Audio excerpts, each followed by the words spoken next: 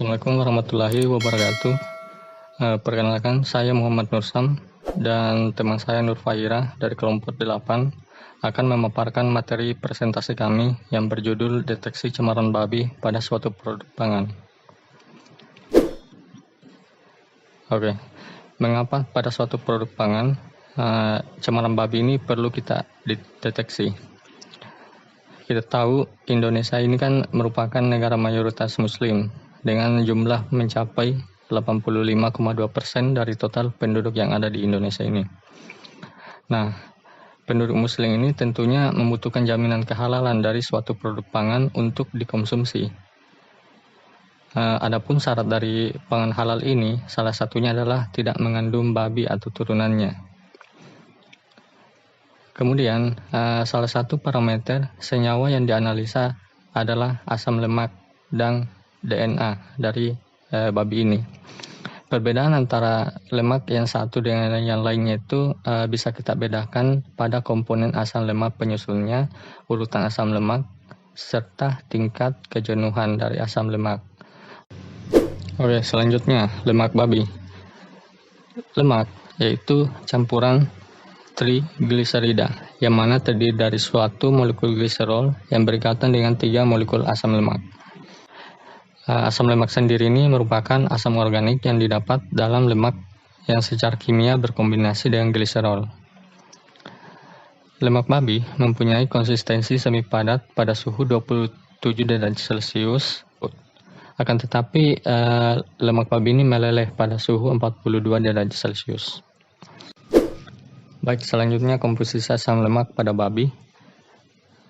Nah, lemak pada babi ini mempunyai dua jenis asam lemak, yaitu asam lemak tak jenuh dan asam lemak jenuh, di mana komposisi asam lemak tak jenuhnya ini lebih besar dibandingkan komposisi asam lemak jenuh pada lemak babi itu sendiri, di mana kandungan asam lemak tak jenuhnya yaitu asam lemak palmiat sekitar 26%, asam lemak oleat ini yang paling besar yaitu 44%,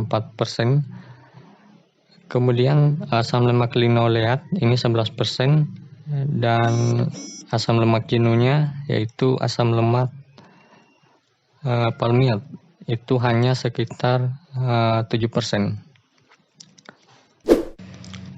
Baik, selanjutnya perbedaan komposisi berbagai macam daging.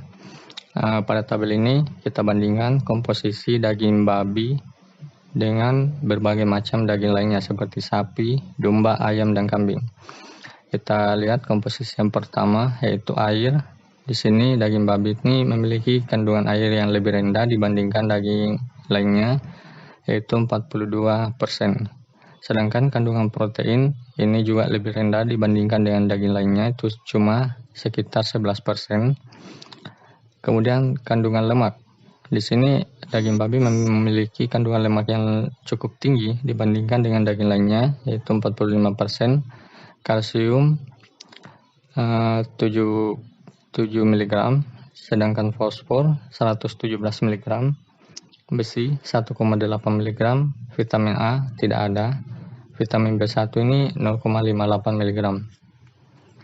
Selanjutnya, metode untuk mendeteksi lemak pada babi yang akan dibacakan oleh teman saya, Nur Fahira. Baik, terima kasih atas kesempatan yang telah diberikan. Saya Nur Fahira akan melanjutkan pemaparan materi, yaitu metode-metode untuk mendeteksi lemak babi. Ada beberapa metode analisis yang telah dipelajari untuk analisis daging babi dan atau lemak babi, yaitu ada 3 metode. Yang pertama kromatografi atau KCKT, yang kedua itu spektrofotometri atau FTIR, dan PCR elektroforesis. Metode pertama yaitu kromatografi cair kinerja tinggi atau biasa disingkat menjadi KCKT. Adapun penggunaan KCKT yaitu alat penjamin mutu, karena KCKT mampu memisahkan sebagian macam kandungan dalam campuran. Yang kedua, KCKT juga sering digunakan untuk karakterisasi produk-produk makanan ataupun untuk deteksi pemalsuan makanan. Deteksi pemalsuan makanan ini itu adanya suatu fakta bahwa senyawa-senyawa yang tidak mudah teruapkan dapat dilakukan analisis dengan teknik ini. Digunakan untuk analisis senyawa yang sangat polar, mempunyai berat molekul yang tinggi, bersifat ionik, dan komponen-komponen yang tidak stabil dalam keadaan panas dalam produk makanan. Selanjutnya itu prinsip kerja KCKT. Yang pertama, fase gerak cair dialirkan dengan bantuan pompa melalui kolom ke detektor. Yang kedua, cuplikan dimasukkan ke dalam aliran fase gerak dengan cara penyuntikan. Ketiga, di dalam kolom terjadi pemisahan komponen-komponen cairan. Keempat, karena perbedaan kekuatan interaksi antara solut-solut terhadap fase diam akan keluar dari kolom lebih dahulu dan sebaliknya. Yang selanjutnya, setiap komponen campuran yang keluar dari kolom dideteksi oleh detektor kemudian direkam dalam bentuk kromatogram. Selanjutnya, jumlah peak menyatakan jumlah komponen, sedangkan luas peak menyatakan konsentrasi komponen dalam campuran. Metode kedua untuk mendeteksi adanya cemaran babi yaitu menggunakan spektrofotometri FTIR atau Fourier Transform Infrared. Spektrofotometri FTIR ini yaitu metode yang digunakan untuk analisa gugus fungsi secara kualitatif, bebas regen, dan tidak menggunakan radioaktif. Adapun prinsipnya itu untuk mengidentifikasi gugus fungsi dari senyawa berdasarkan absorbansi inframerah terhadap suatu senyawa. Pada suatu senyawa memiliki pola absorbansi yang berbeda ketika diserap yang menyebabkan senyawa tersebut bisa dibedakan dan dikenali.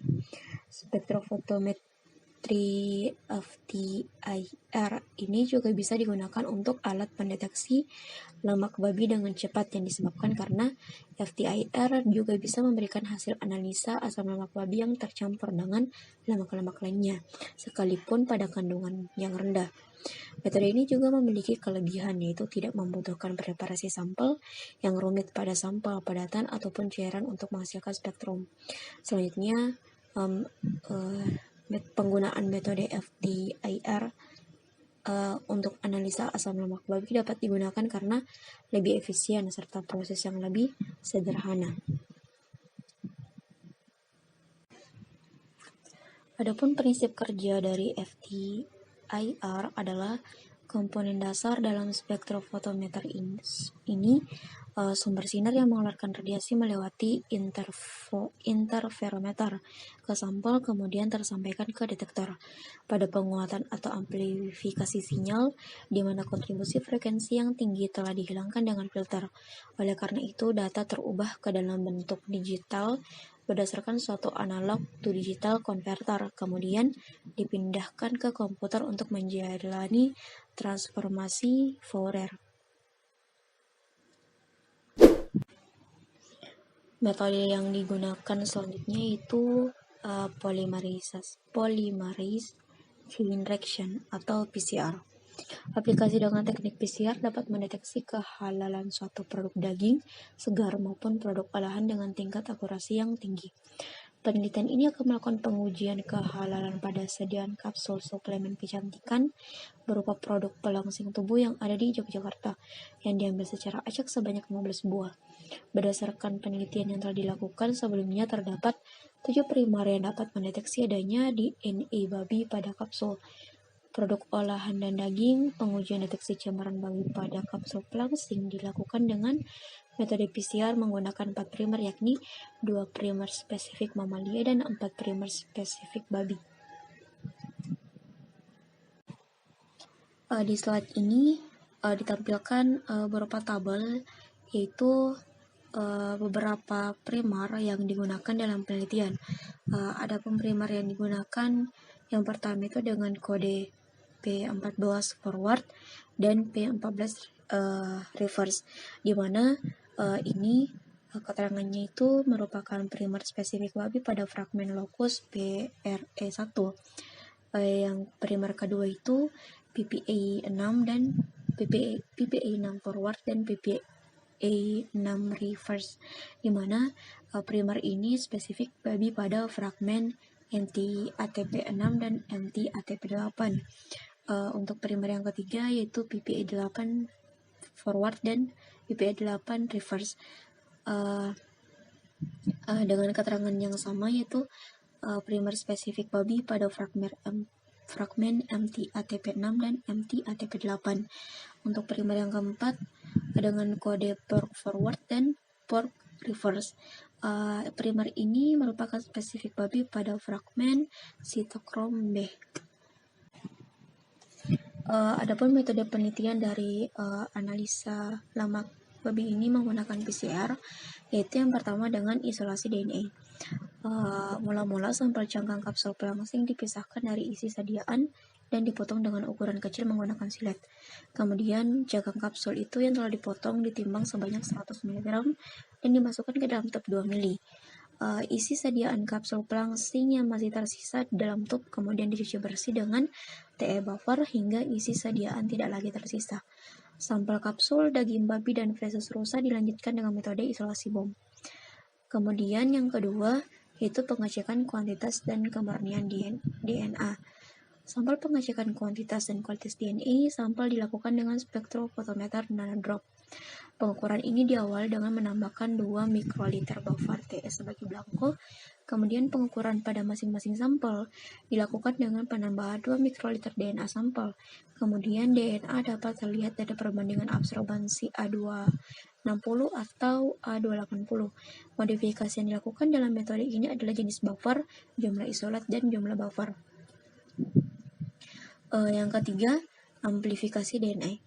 DNA acuan sampel dan kontrol positif yang telah diisolasi dilanjutkan dengan metode PCR menggunakan 4 primer dengan urutan basa dapat dilihat pada tabel 1 tadi di slide 18. Kemudian kontrol positif yang digunakan dalam amplifikasi ini adalah hasil isolasi DNA babi. Sebagai DNA acuan, kontrol negatif yang digunakan dalam metode ini adalah distilled water sebagai DNA acuan. Metode amplifikasi DNA ini digunakan direct animal tag menggunakan pair tissue direct PCR mix. Komponen dan reaksi PCR dapat dilihat pada tabel 2. Modifikasi yang dilakukan dalam metode ini adalah penggunaan distilled water, volume master mix, dan pengaturan siklus PCR. Metode selanjutnya itu dengan cara visualisasi hasil amplifikasi. Hasil PCR di elektroforesis menggunakan gel agar 1,5%. Running dilakukan pada 90 volt selama 50 menit. Hasil elektroforesis dilihat menggunakan gel DOC. Modifikasi yang dilakukan dalam metode ini adalah jumlah isolat, jenis buffer, jenis gel stain, tegangan, dan waktu. Selanjutnya itu RE amplifikasi. Hasil sequencing dilakukan pada sampel A dan B yang teramplifikasi dengan primer P14.